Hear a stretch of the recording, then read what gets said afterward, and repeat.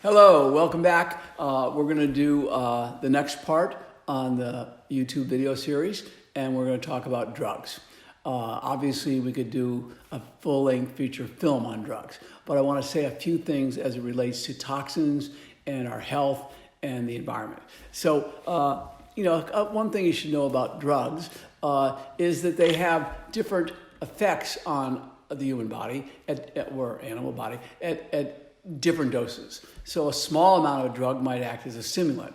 A larger amount might act as a depressant. A still larger amount could kill you dead. I mean, a classic example of that might be alcohol. Someone has a beer, gets a slight buzz, they're sort of up. They drink, 5, 6, 7, 8 beers, they're sort of drunk, they're sort of down. They drink 25 beers too quickly, they're dead from alcohol poisoning. So that's really how drugs work. Now, I'm not a proponent of anti-drug in just a generality.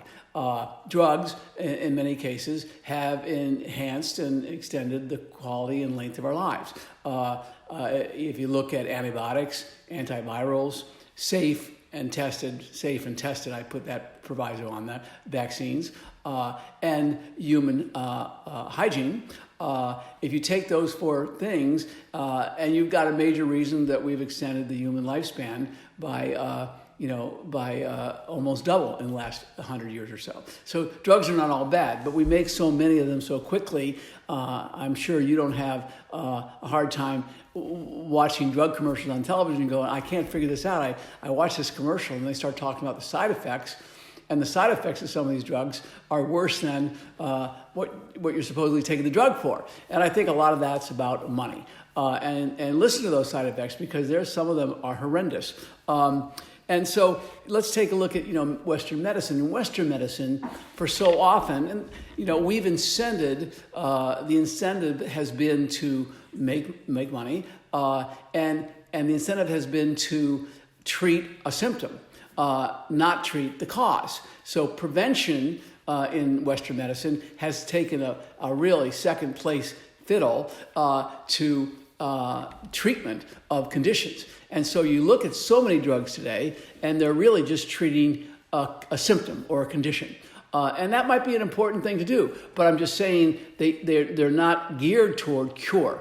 Why? I mean, look at if we just had everybody off of fast foods and high sugar and high fat, high salt foods, you wouldn't sell blood pressure medication, you wouldn't sell diabetes medication, you wouldn't sell heart disease medication because you would have addressed the cause of it with prevention.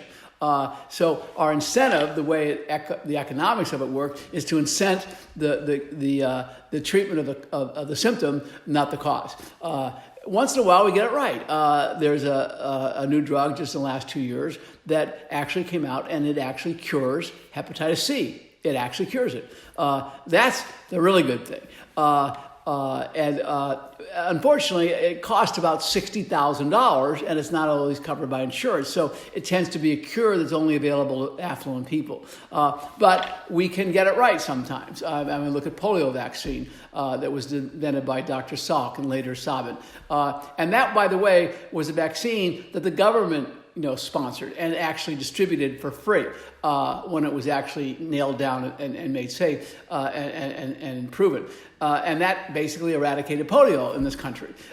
So it can be done right. But unfortunately, and that's just the way economics work, the economics tend to be the incentive towards treating the symptom, not the cause. So something you want to keep in mind when you're thinking about, when a physician or someone's asking you, well, I think you should take this drug, get a second opinion. It's a good idea. Well, let's take a few drugs to give you some idea what I'm talking about. Let's look at Zantac. Zantac is a widely used for years drug for treating antacid, indigestion, acid reflux syndrome, that type of thing. And millions of people were taking this stuff all over the world.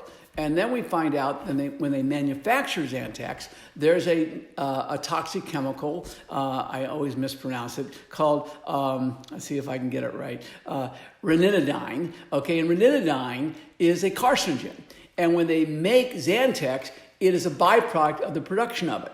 And when they started testing it in the last few years, Zantac, they found that it was higher than allowed limits in the drug.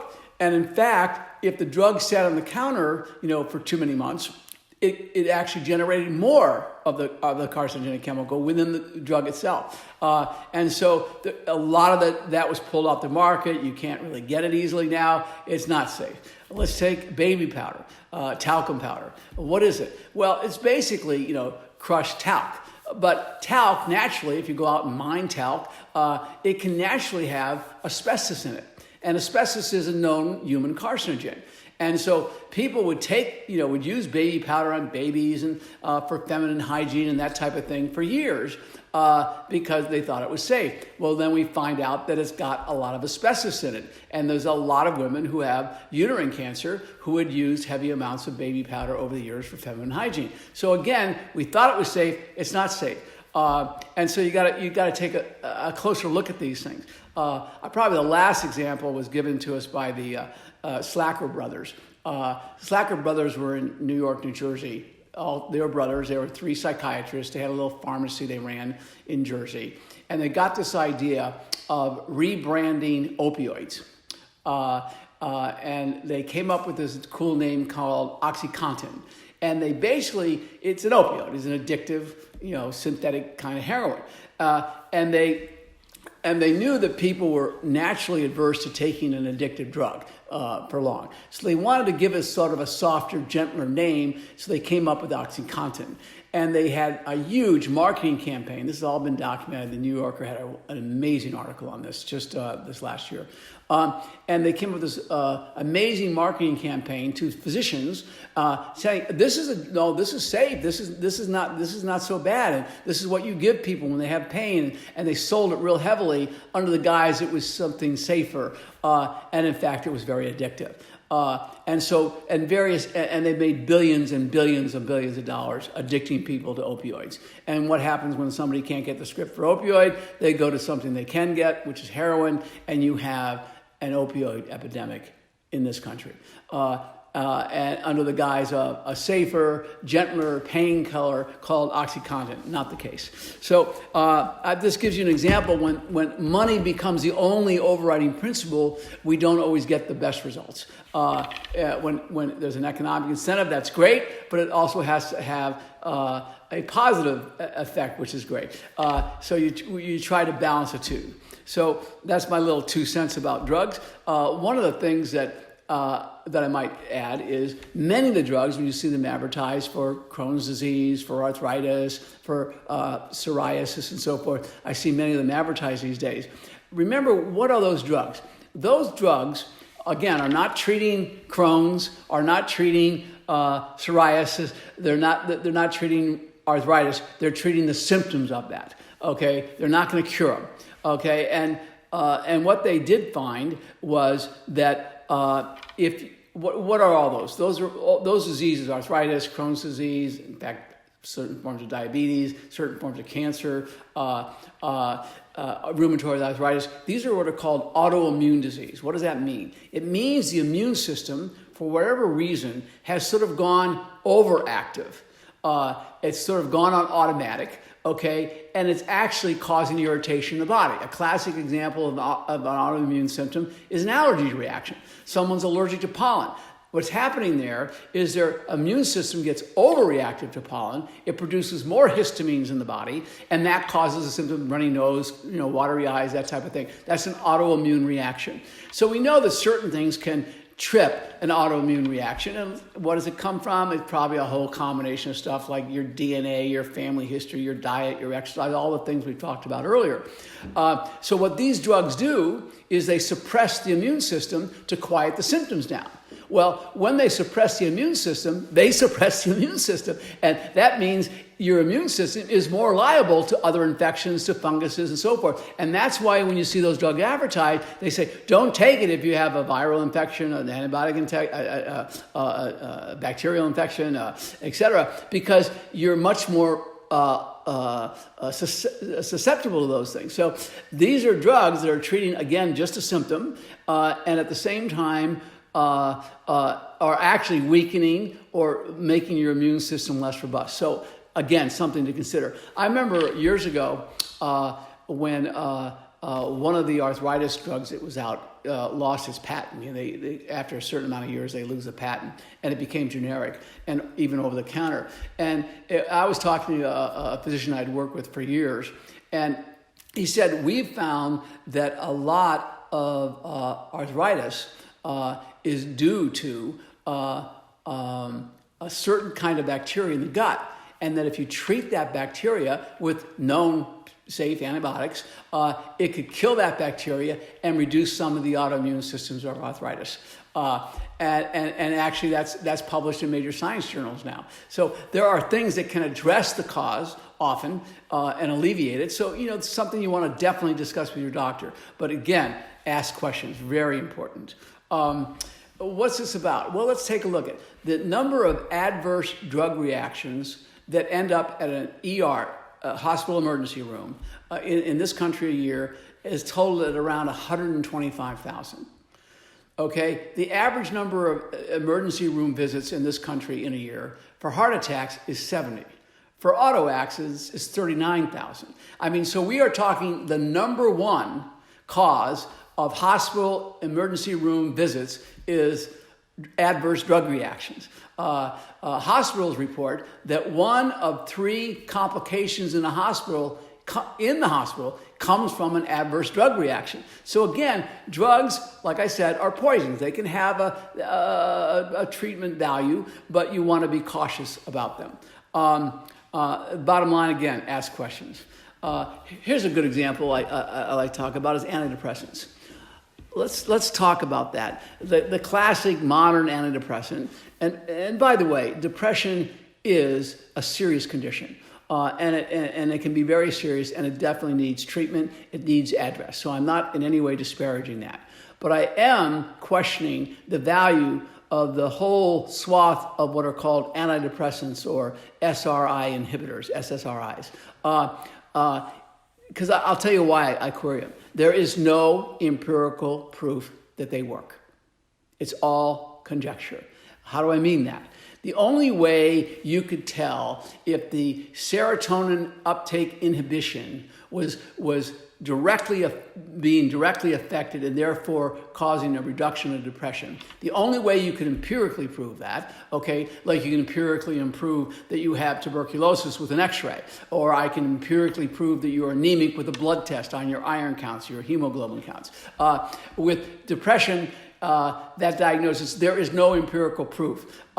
In order to do that, they'd have to take a live biopsy of the brain to show it. And then, the Nazis might have tried that kind of crap, but we don't, okay? So there's no empirical proof that they even work, okay? It's conjecture. It's like, well, we gave it to so many people, they seem to do better, and so on. But there's no empirical objective proof to it.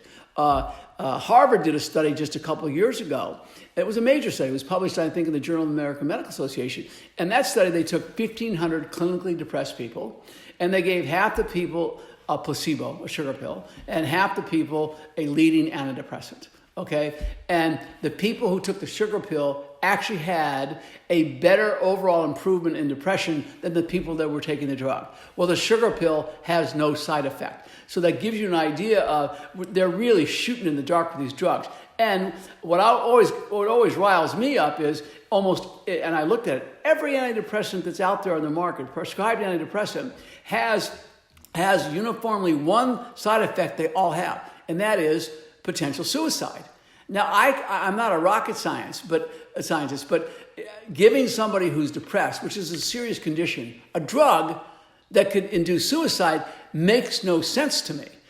Treat them, talk therapy. We'll talk about some solutions people can do. But giving them a dangerous drug like this, it doesn't make sense to me.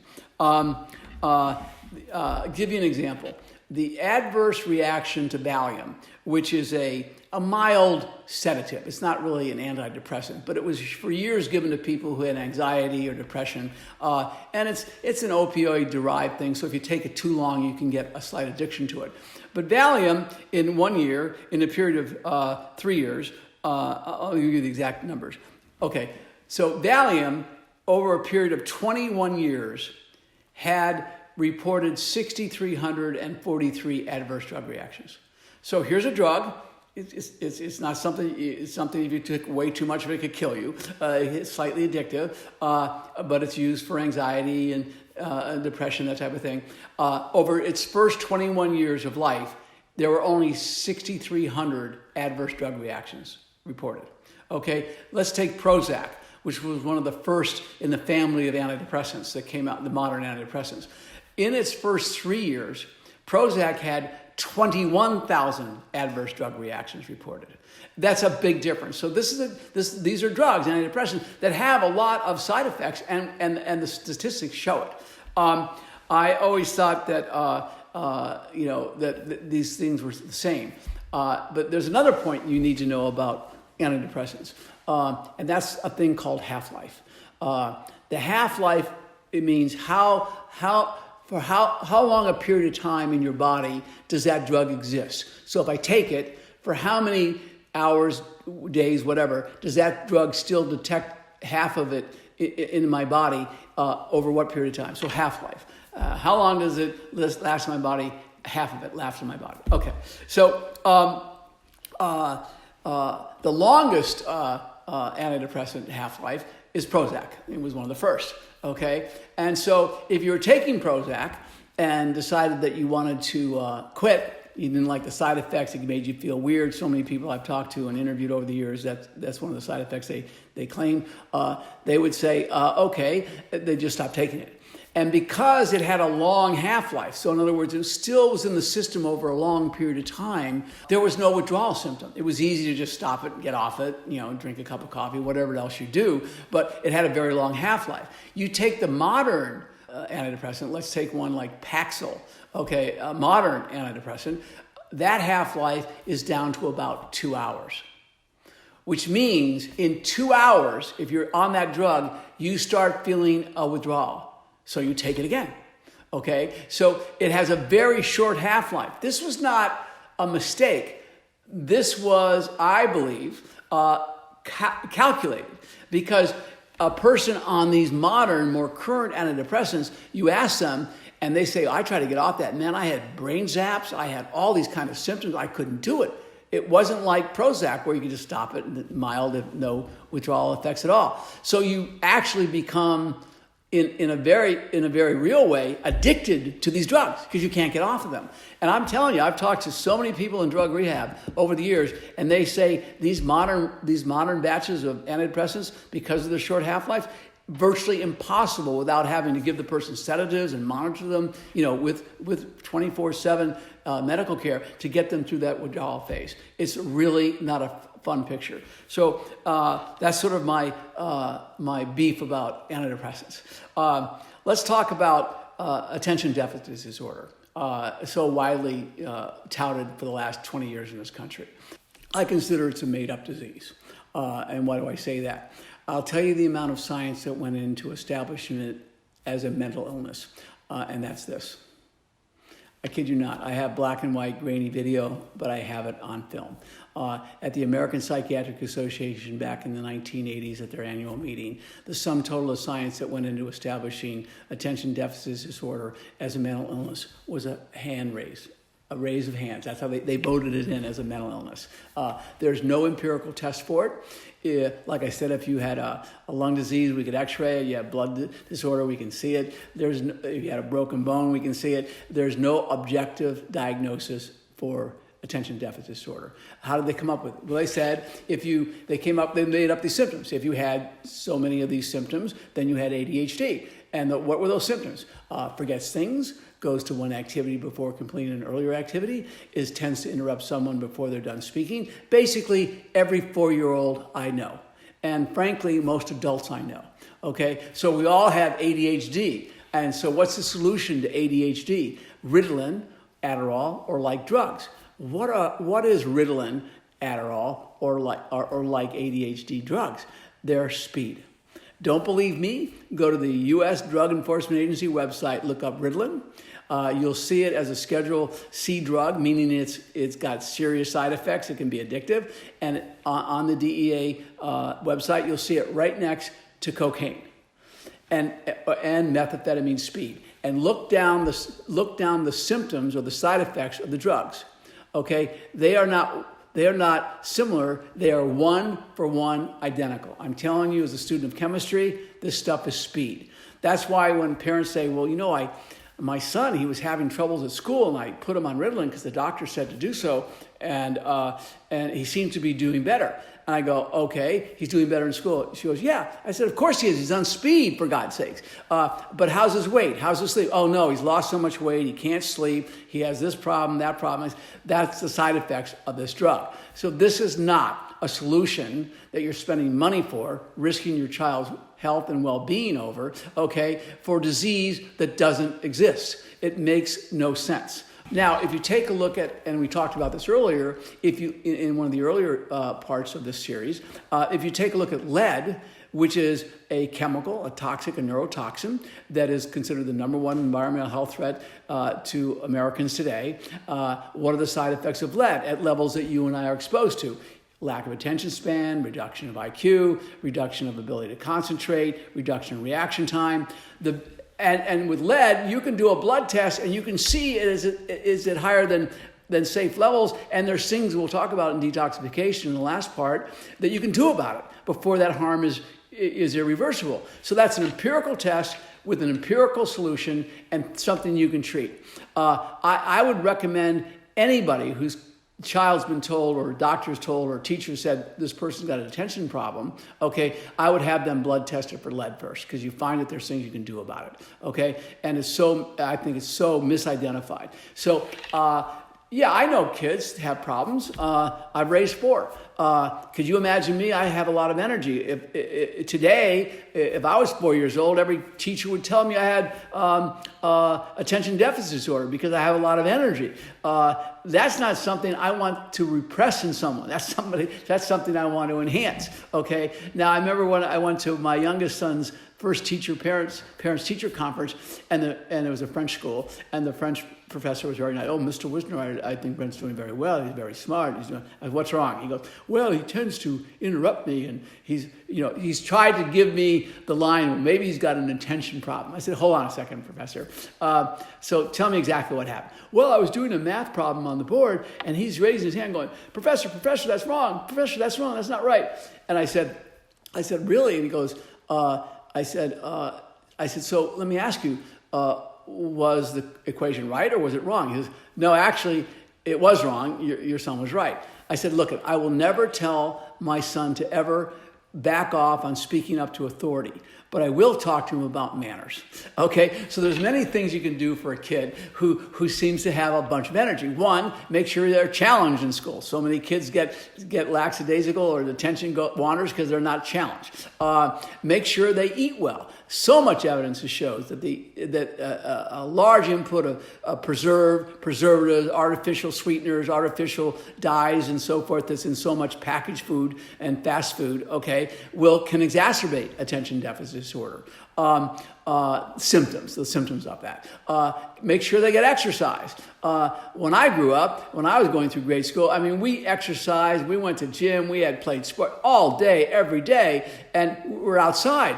So many of physical fitness programs have been cut back in American schools and so forth that a kid doesn't get enough exercise. So exercise, good diet, good learning habits. One of the things I always advise parents, and I have with my children since they were little kids, is learn to use a dictionary. I have found that so much of a person's misunderstanding with the subject or getting down about it or dispersed off of it comes from they just don't understand the words. I'm a professional screenwriter today. I live with a dictionary next to me. I look at every word. It's how you learn things. So there's many things you can do to offset what are being called attention deficit disorder without giving a child dangerous drugs. Let's talk about street drugs or illicit drugs, THC, LSD, ecstasy, Molly, cocaine. These drugs are dangerous for a couple of reasons. Number one, they're not controlled. We don't know what you're actually buying on the street. Secondly, they have side effects. I was one of the researchers on THC, and THC we know, back in the 60s, marijuana had, THC is tetrahydrocannabinoid. That's the active ingredient in marijuana. That's the thing in marijuana that gets somebody stoned. And the amount of THC that was in marijuana back in the 60s was 0.5% THC.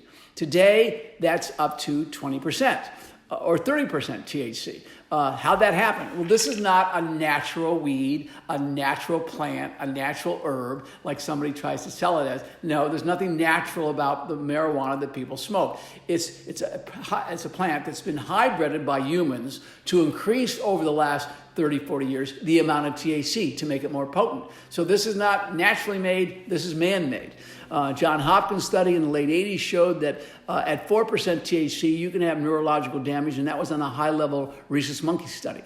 Okay, just recently, the British Medical Journal came out with a major report where they took 12 live humans, okay, and they put them on their brains under CAT scans, and they had them smoke one joint of marijuana at 20% THC. In all of those cases, their frontal lobes of their brain shrank. Now that's the organ that we use to help think. Okay, this is not something you want to be doing. It's a neurotoxin. THC, marijuana smoking, is the third largest cause of lung cancer in this country. Well, think about it. You don't smoke it through a filter. You breathe it in and hold it deep. And so one marijuana cigarette a day can be equivalent to a pack of cigarettes a day in potential lung cancer. So again, it has many side effects. It's not like, the only thing you get wrong from THC is, you have the munchies. Not the case. Now, that said, some people take cannabinoids or CBC oil and stuff because the doctor's prescribed to it for a medical reason. Okay, and that's something between you and a doctor.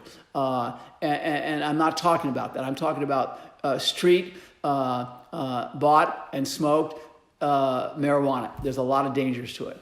One of the things about marijuana, cocaine, LSD, Valium, certain antidepressants, a lot of the drugs we're talking about today, okay, is they're oil-based. And so when you consume them, they don't fully break down. Even alcohol, it's in beer, wine, and spirits, which is for the most part water soluble, even has a fraction that's oil-based that doesn't break down easily in the body. And what does that mean? Well, this goes back to what we talked about in earlier parts. Oil-based man-made chemicals that don't easily break down and digest and pass out of the body tend to build up in the fat tissue of the body. Okay, the analogy I always give is the fat tissue of the body, liken it to the lint trap in a clothes dryer that builds up and never gets cleaned out. So many of these drugs can actually build up over time in the human fat tissue. And fat is like ubiquitous in our body. We have it, our brain's mostly fat, our neurological system sheathed in fat, we all have fat tissue. So you don't have to be small, medium, or large, we all have fat tissue. And so that's a problem. So I've had people who last time they smoked marijuana was 10 years ago. You take a fat sample, you can probably find THC in their body that long after consumption. It stays in the body. What's the problem with that? Well, like other chemicals that we've spoken about already, but drugs are like them. When we mobilize fat from our fat tissue into our bloodstream, we mobilize the chemicals and drugs that are in that fat into the bloodstream. So when we exercise, when we miss a meal, when we diet, when we sleep at night, when we're under stress, those are all times that we all daily mobilize more fat from our fat tissue into the bloodstream. And now when we mobilize that fat, you're mobilizing the chemicals and drugs that are in the fat tissue to some degree into the bloodstream, and now they can be psychoactive. Okay, so I've just described to you exactly what a drug flashback is. Someone hasn't done LSD for 20 years.